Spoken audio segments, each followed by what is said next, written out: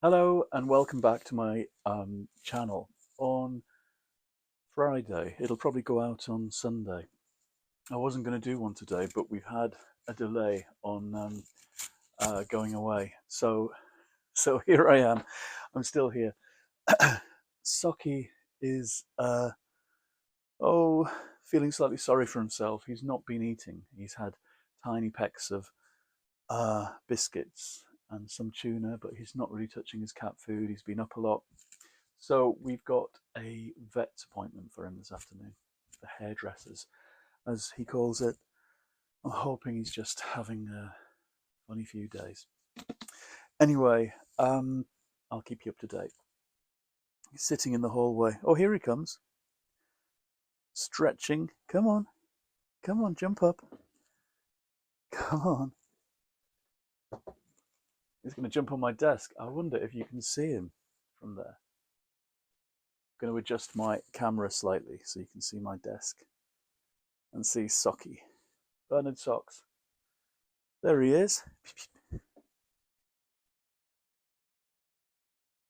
Where he sits every day and helps me do my work. He sits on my lap when I'm writing. He's there the whole time with me. And he has been for about 10 years. Right, a few acquisitions, a few books in the post. Brand new books. This is someone, Freya North, whose work I was aware of. I haven't read. This is a brand new book, The Unfinished Business of Edie Brown. Now, when I did a painting of Manchester's Hacienda nightclub, as it used to be in the 90s, recently on Facebook, somebody popped up and said the new Freya North book is about that time and that place. And in the blurb it says, as Manchester embraces the dizzying, colourful euphoria of rave counterculture, Edie is swept along, blithely ignoring danger and reality. Now, I was never the kind of person who would be at the Hacienda. Darlington Arts Centre was as wild as it got. Goth night in a nightclub in Darlington. Anyway, all the trendy people. Well, they weren't trendy. They were countercultural. It was the time here in Manchester. I was in the northeast. Anyway, it sounds great from the blurb, and I'll let you know. I'm doing that thing that most people on BookTube do, where they talk about books they're going to read.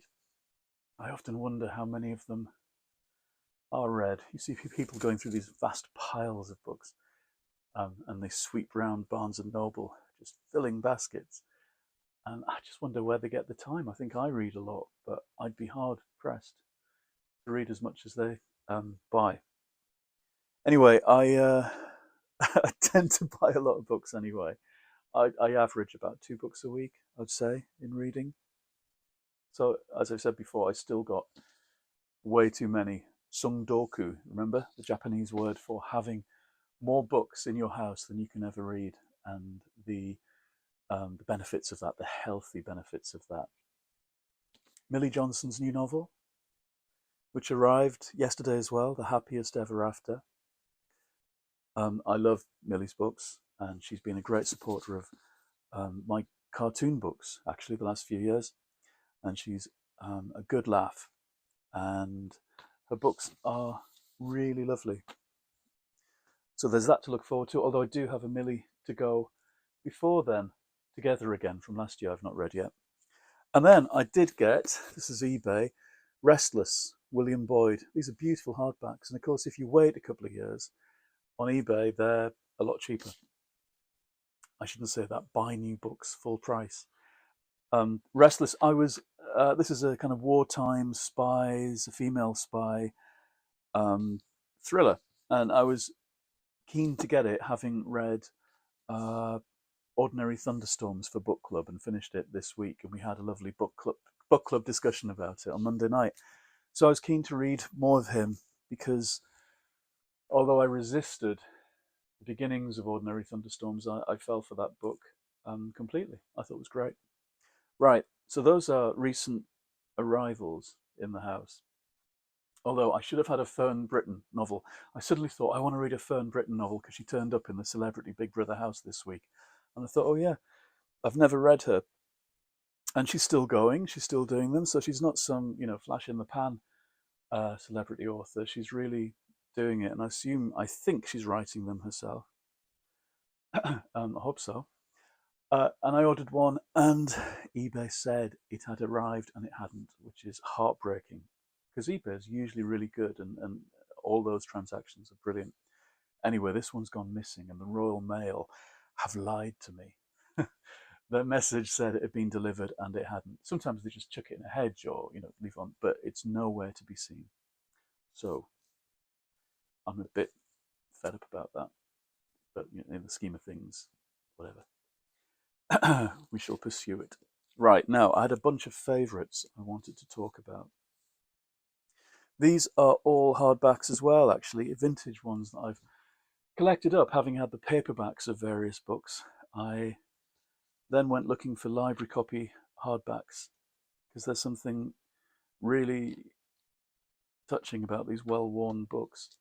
This is the book, Carrie's War, by Nina Borden, that I read first in 1981 when I was 11 and we started at the comprehensive school. Now, I had the most dreadful first day at the comp. I was meant to, it was about 2 miles to the school, and you had to go over the burn, up the hill, through the back of the school playing fields, because that was the quickest way. And there was holes in the fences. You could go all the way around to the front, main gates, but that would have taken ages. So hordes of kids, the kids who lived in the council estates, swept up the burn, through the trees, up the hill, through the fence, across the playing fields. Um, that's what we did. And I was meant to go with my friends who lived in our estate, and they all nicked off earlier. I don't know why. I was left out, and nobody came and called. So at about 10 to 9, I had to set off in my scratchy new blazer and tie, and with my heavy new sports bag. I had to set off by myself, and it was a very forbidding, scary place. A proper 1970s comp, huge, daunting, full of monsters. And the classes that I had on that first day were dreadful. We were given our timetable, and everything was ghastly. It was cross country, where I was the slow, fat lad who wasn't going to try, who ran at the end of everybody else and plodged and ploughed through thick black mud. It was only about a mile or something, but I was heaving up my guts by the end of it. And we had maths with this really fierce, very heavily pregnant woman from the south with a very distinct Cockney accent who screamed at everybody because she was in such a bad mood. And then we had metalwork, in which the quite nice metalwork teacher stood us in this room full of machines and drills and brazing hearths and said, "You mustn't be scared of these machines because if you're lucky, you'll get to work with such like on the industrial estate when you leave school in a couple of years." So that was all fun. The bright points were a library class with John Bleasdale, who taught us about writing reviews, writing reports on books, and an English class with Mrs. Sewell, who walked around the class with a cardboard box of paperbacks, and they were Carrie's War, which I remembered from TV. I think I'd seen it on TV. It's a wartime story about London kids during the Blitz being sent to Wales and meeting various either horrible or mysterious or mean or lovely or spooky characters in the depths of rural Wales and a small town. Really, really lovely book, and I've read it multiple times. I used to reread it every Christmas. There's a couple of fantastic Christmas chapters, and the drawings are lovely. Is it Faith Jakes? Yes, or Jacques? I don't know. Jakes. It's a really sweet book, and that kind of saved me. It sounds silly, but being given a book um, on that first day that I loved immediately, in amongst all this cross-country running and hideous maths and bullying children and darkness and dirtiness and metalwork and being told that you will work in a factory. This is kind of sounding Dickensian, but It was pretty awful. And, English, um, books, and art classes, they were the things that saved me in that situation. The year before that, I'd been at Woodham Juniors, which was very progressive and taught by younger teachers who trained more recently, and the things they did were more creative. And the books they chose were wonderful as well. And Miss Booth read to us in our very last year in junior school when I was 10, Steps Out of Time by Eric Houghton. Now, about a boy who lives with his dad. They're quite poor. He starts in school, a new school, and he draws. And that's his only talent. And it's misty in November. And when he walks home, he walks through the mist and returns to his home, but it's in the future, it seems, or an alternate dimension. And there are happy children there. The house is glowing with colour and light, and he's visiting. And it's all a big mystery. And we find out by the end that it's a time travel story, and it's just fabulous. And again, I've reread this book. I When I first had an office at UEA in '97, and I had my own computer, and so access to things like Abe books, I started looking up things I could remember. And looking back, that was '97 and oh, '99 maybe. Anyway, it was I sent off for this, and it was an old library copy. And look at that! That seems like a thing from a different time. Abe Books. Well, this is Bowers Bookshop in Kent, charging me £9.25. Quite dear then, really. Back in '99. Oh, it was the 4th of December, and then £2 postage. So lovely to have that actual receipt. This is the past. This is coming out of the past. But you see, 1999 was only 19 years after I'd read it as a child. And then it seemed like rescuing something from the dim and distant past. Now it's all these years ago. It's further on. Here's something else I'd forgotten about from being 10. The Captain Hook Affair by Humphrey Carpenter. Now, I discovered this again in 2012, and it was my friend Nick, who's a children's bookseller now. He wasn't then. He was a book blogger then. And he managed to narrow down what it was when I said that all I remembered was this little girl and little boy they were in a children's home, and they had a silver pencil. And when they traced the outlines of characters in books, those characters came to life. And Captain Hook and all of his pirates took over the children's home. And there were cameos by characters from Alice in Wonderland, Beatrix Potter, and lots of classics. And it was a big, funny, chaotic mess. And I had this out of our town library several times. And when it turned up again from whatever it was, Abe Books or eBay, um, it was just as good. It was, Humphrey Carpenter, who's a wonderful writer. He wrote Mr. Magica. I'd forgotten it was by him. I'd forgotten the title. All I remembered was silver pencil and characters coming to life, and Nick brilliantly discovered what it was. And Posey Simmons' drawings. So it is a particularly kind of alive book. It's alive on the page in every way. And I got a lovely hardback eventually, having bought it in paperback, to check out, was it still as good as I remembered? Some things aren't when you go back to them 20 years later. They're really not. This was. And so was the other one that I remembered that Nick helped me locate, which I'll talk about some other time. Yeah, I won't talk about everything in one video. Here's something else from being about 12 or 13. Now, the James Blish Star Trek books. Again, from Aycliffe Library, and these were the editions they had.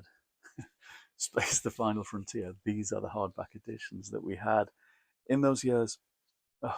Eventually, I found my own copy from the Paramount Book Exchange in Manchester, just still there. A kind of a shop out of its time, a wonderful shop, magical shop, crammed with stuff. And every time I go back, it's Shude Hill in Manchester, there's an extra room, as if he's just found an extra room filled with books and comics.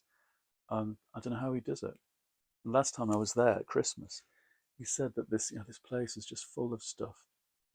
And he asked, I was taking a photo. I'd asked to take a photo of him at the counter. He asked, like, is it a waste of time, all this stuff that nobody wants? And I was there with my friend Rylan, and we said, no, everyone, we want this stuff. Loads of people we know want this stuff. It's not old rubbish, these comics and books. Being inside the shop is like being inside the TARDIS. You look pleased by that. Anyway, Star Trek 12 was the last one that James Blish wrote. He died before he finished it, and his wife, J.A. Lawrence, helped him posthumously by writing the last bits of stories and by writing the most beautiful introduction that begins, as some of you may know, James Blish died on July the 30th, 1975. Star Trek 12 was almost completed. So many letters. We couldn't disappoint everybody by leaving this series unfinished. So Mr. Roddenberry, Bantam Books, and Paramount all very kindly agreed that I could write up the last two scripts, Shore Leave and The Children Shall Lead, so we could get this book to all of you who have asked for it, with apologies for the delay. And to me, that was magical, hearing the people who wrote books talking directly to you from the first few pages. That kind of did something to my head when I was about 12 or 13. You could detect the voice of the people, the actual people behind the book, and also the struggle to get books out. He didn't manage to finish this last one. His wife stepped in. They had a sense of responsibility to their readers. The business people, the big corporations involved all agreed that the book should happen. And that to me was magical. And it's so chatty and sweet, and there's such a sense of grief and loss as well underneath it. So many letters, she said, this awareness that there's an audience out there waiting for the book and speaking back to you. And of course, Blish's earlier volumes had letters from him in which he answered questions and sounded kind of vaguely mystified by the fandom that was accruing itself around him and Star Trek.